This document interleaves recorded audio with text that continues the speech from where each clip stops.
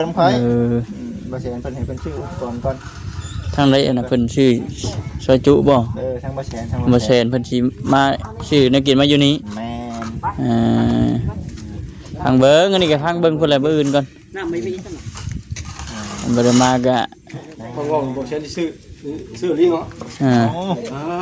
ทำบ่จิถือบ่แรงนี่บ่จิชื่อตื้มให้บ่แสนอีกนะกินลูกมาแล้วกินแล้วมื้อนี่กินไปกินเลยเบิกจิตซื้อ 2,000 กินแบบว่านเลยวันเลยมีเลยใช่เนาะนี่ใครเนาะล่ะต้องเอามีกินหมื้เนาะตูดอย่างเดียวเนาะตู้สุกาดอย่างเจ้ายังนี่ได้อยู่เนาะปูมันกินมื้ออื่นบ่วางแผนไว้เกี่ยมไว้เด้เนาะดิเนาะไว้แล้วเกี่ยมไว้ได้เดี๋ยวบื้นสิซักตะล่าง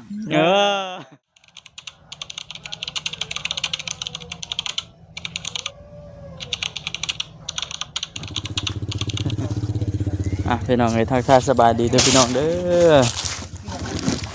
บักคำลาเสร็จเปิดของน้ำบ่บักคำลานี่ทดลองบ่ได้บักคำลาสบายดีแห้งได้บ่โอ้เนาะคักอยู่เกี่ยงคักปานหยังบัดนี้นะแม่นอันเฮ็ดข้างนอกบาดเบิ่งเข้าไปก่อนเป็นที่ไหนคักบ่งามวันนี้หาช่องลมบ่เห็นเกือบบ่มีช่องลมเนาะเกือบช่องลมเหี่ยเกือบช่องลมเหี่ยบ่คักดีพี่น้องเอ้ยบ้านก็ดีงามหายใจฝืดเว้ยยังบ่ลืมเด้เจ้าอยู่แต่ป่าเจ้าอยู่แต่ในป่าหายใจฝืดเนาะคงเคยเข้าไปป่าตลอดเนาะบ่เคยเข้าเมื่อกี้แต่ยังล่างเลย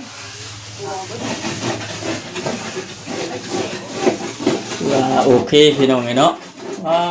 เถอะทักปัญญังป้าข้างนอกพุ่นแล้ว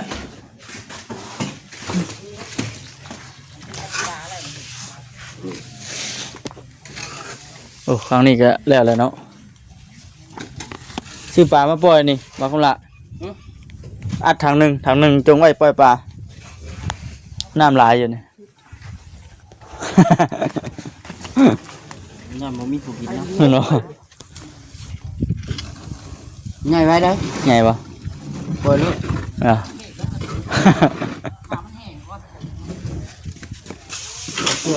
ปล่อยปลาจะสวมไงไว้ได้เห็นบ่น้องพ่อไงไว้แล้วเนาะปล่อยปลาจะสวมเนาะอย่าแต่ผมมีผู้กินนั่นแล้วช่วงแรงพี่น้องเอ้ยเนาะช่วงแรงช่วงมัน4 โมงปลายมันก็งามพูดแล้วจีก้าเข่าอยู่บ่บัดพยายามไปซื้อฮะพยายามไปซื้อ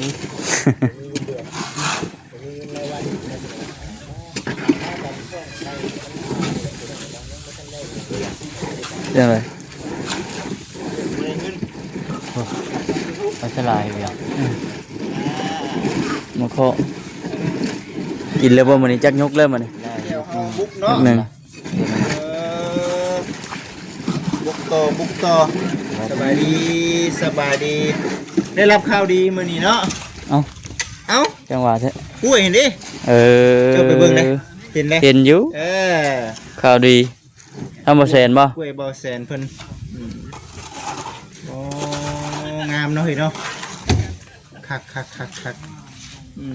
ข่าวดีข่าวใหญ่ล้างได้น้องโอเคเอาสบายดีล้างอุปกรณ์นะบ่ยังเต้นประตูบ่นี่เนาะยังเต้นประตูพ่อกันบ่มื้อนี่พ่อกันนะว่ามื้อนี่ติดบ้านเนาะปลาก็สิได้กินซอยจำปลาเนาะซอยจำอีกบ่ได้กินซอยจำปลาเนาะจะได้พอมาโอ้ยพอบืนมาซ้ำจักแข็งแก้ว เดี๋ยวบ่มาบ่ได้กินใส่จับไร กับมุจิถึงได้แล้วมุจิชื่อตื้มให้บ่แซนอีกนี่มีแต่ข่อยแล้วสิบ่ได้มามื้อ เป็นยัง มาก็ซ้ำนี่ได้มา บ่ได้กินใส่จับ ต้องมา เจ้ากินเพื่อเด้อกินเพื่อเด้ หมื่น ยากกว่าเฮ็ดเนาะบ่จิตว่าให้ข่อยกินนำบ่ยาก กินเพื่อบ่ ยากอยู่แล้ว จะได้ชูคนอีกเนาะนี่บ่คือได้ ก็มาข้อ เลย ฮะ ข่อยมื้อนี่ข่อยสิเด็ดไปหา จังบ่ได้ชมเดียวเนาะ หาน้องด่าก่อน อ่า ชัดเดี๋ยวจะเศร้า ยังบ่ได้กินอยู่ซะ ข่อยสิไปแต่เช้าข่อยก็ได้ ไปแต่ เด็ดได้น่ะ ฮะ มี ทำข่อยกลับขึ้นมาข่อยก็ขี่รถน้ำข่อยบ่เสียนเพิ่นให้เพิ่นชื่อก่อน ทางใดน่ะเพิ่นชื่อซอยจุบ่ ทางบ่เสียนทาง บ่แซนเพิ่นสิมาชื่อนักกินมาอยู่นี้ แม่น พังเบิ้งอันนี้ก็พังเบิ้งคนละเบิ้งอื่นก่อน น้ำไม่มีซั่น บ่ได้มาก็ ฟังว่าบ่ใช่ที่ซื้อลิงเนาะ ทำบ่จิถือบ่แรงนี่บ่จิชื่อตื้มให้บ่เสียนอีกนะ กินลูกมาแล้ว กินเป็นกินนะมื้อนี่ กินไปกินเลยเบิดกินชื่อ 2,000 กินแบบว่านเลย หมู่อันเลย มีเลย ใช่เนาะนี่ใคร เนาะล่ะจังว่ามีกินหมดเนาะ ตูดอย่างเดียวเนาะ ตู้ถูกกาด อย่างเจ้ายังนี่ได้อยู่เนาะได้อยู่เนาะ ปูบ่ปูมันกินมื้ออื่นบ่วางแผนไว้เกี่ยมไว้เด้อเนาะดิเนาะ ไปแล้วเขียนไว้ได้เขียนไว้ได้ เดี๋ยวปืนสิทำต่อล่าง ล้างไว้ให้มัน เนื่องในบ่ได้เนื่องในบ่ได้โอกาสบ่ได้ ใหญ่ขึ้นจะให้กิน อย่าให้กินข้าวความพากินปลาความต้นคิดว่าเนื่องในโอกาส มือแล้ว โอ้ สลองก่อน จะลองก่อนแล้ว มันจะจบชื่อไหนแก่จะรักพี่เก้า แม่น ใหญ่ ให้ทีมงานกินน้ำกัน รักพันรักโฉงเนาะบ่ได้นั่นเด้ ทางสิเฮ็ดเนาะ พันหนึ่งบ่เสียนแบบพันหนึ่ง ปิ้งคักแล้วก็คุยแจ่วขม 1,000กับจักโล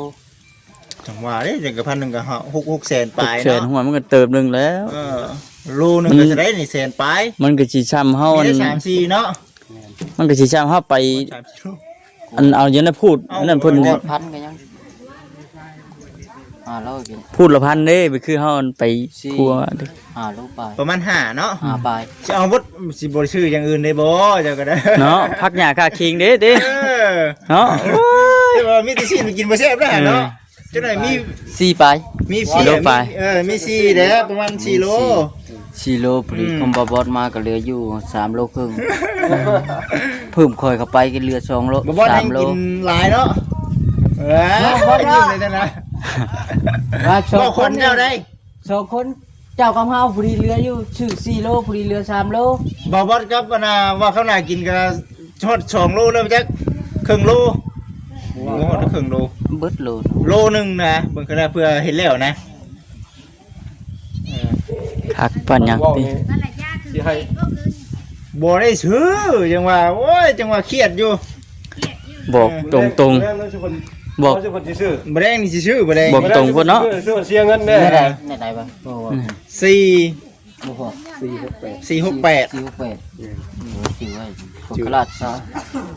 มีแต่ผู้เสียเงินนะ มีแต่คนเสียเงิน เสียเงินก่อน FC ก็สิซื้อนำไปจิตหลายคนอยู่แล้วแต่ไปไปจิตถ่ายคลิปลงแบบนี้ 468 ปล่อยลงไปบ่แห้งแล้ว ที่กับผู้ว่าเสียเงินนำใจนำจิเนาะ คำบ่ได้ถือนะอันน่ะกินน้ำกินในเด้อพี่น้องเด้อ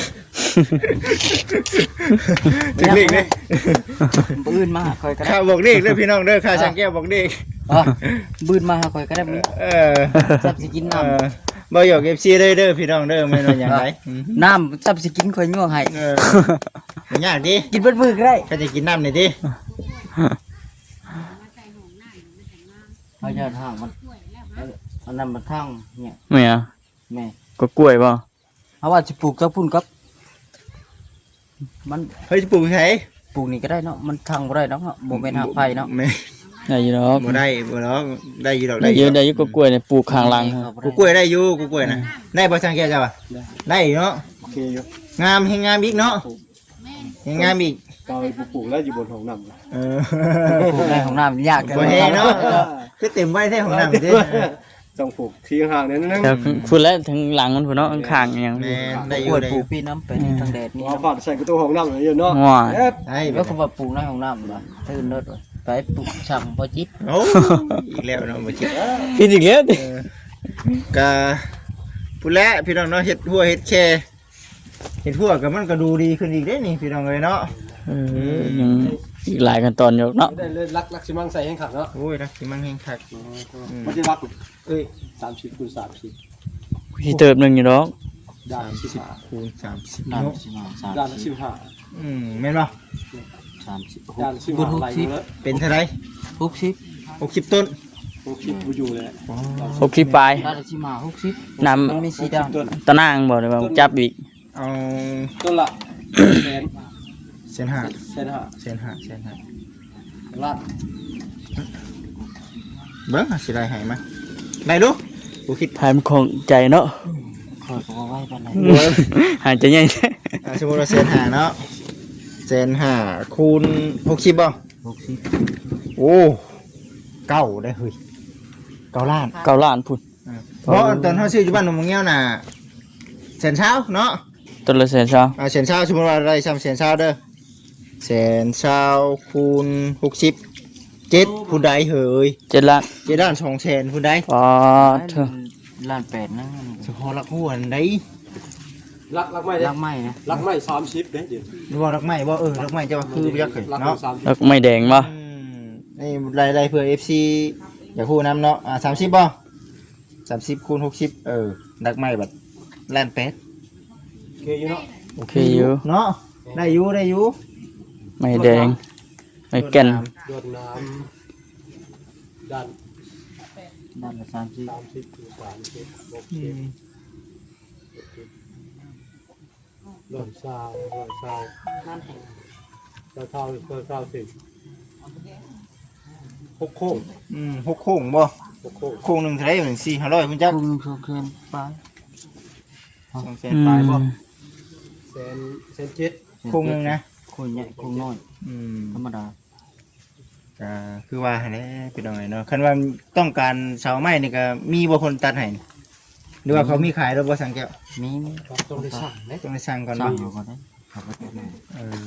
บ่คือว่าอย่างนี้แหละพี่น้องเนาะยันว่าสีเพิ่นอยากจักนํเนาะ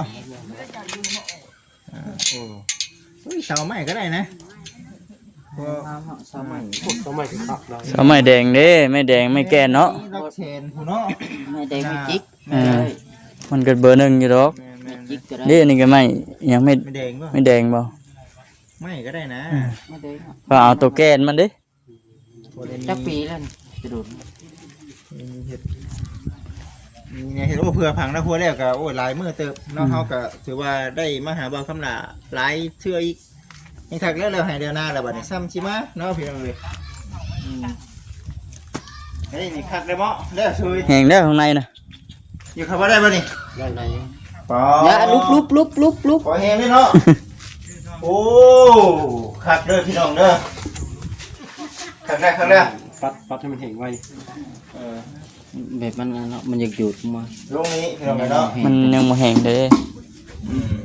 แล้ว แล้วทางสายเจียวเพิ่นโอ้คักได้คักได้ วัดเท่านี้แหละเนาะสุดยอดแล้วแหละแบบนี้ ใส่สิบ่แก้วมาพี่บ่ อยู่ในบึ้ดเลย มาพี่บ่ ฮะ เขาต้องแกะ ปั้นเข้ามาช่อง หมดแล้ว ตัวนี้ทางนี้ไว้ตั้งถัง โอ้ไปทางไหนนะเข้ามาพี่เนาะ นี่พี่น้องเลยเนาะ ดึงประตูมาสิ อันนี้เดี๋ยว มันช่วยเหลือตัวนี้แก้ตัวนี้เนาะ จบคลิปนี้ก็เป็นกลับเลยแหละทำมาคำก็ได้คำเลย ยังไม่ ยังอยู่เนาะ ยังแล้วมีปั่นอยู่ได้ ลายมือบ่จิ